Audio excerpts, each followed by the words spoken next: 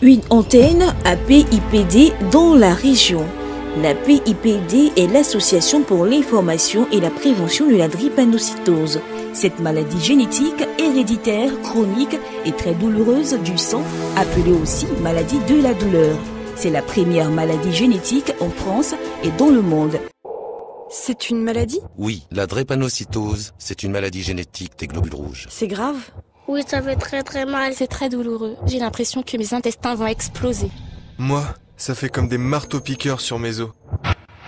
Mais qu'est-ce qu'on peut faire? En parler, donner du temps, expliquer. Aider les malades et leurs familles. On peut faire un don. Se rassembler pour unir nos forces. Tout le monde est concerné.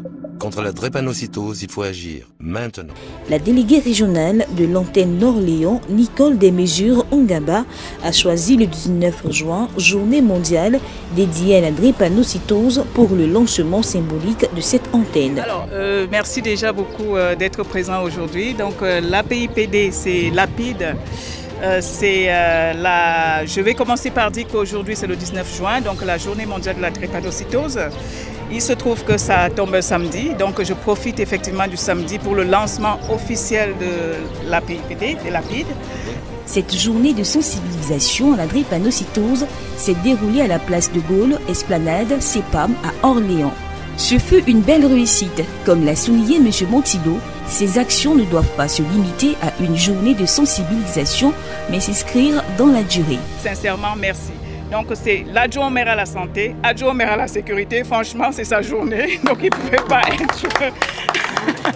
Très bien, écoutez, moi je suis très touché, très ému d'être parmi vous ce matin.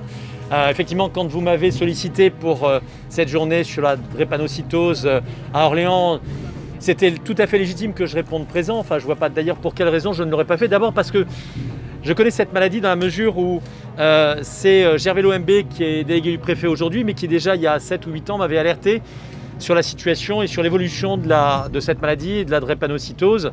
Bien sûr, vous dites c'est pas la maladie des Noirs, mais de toute façon, c'est la maladie qui a démarré quand même en Afrique. Mais même s'il n'était d'ailleurs que des Noirs, même pour cela, de toute façon, elle mériterait qu'on s'en occupe, madame.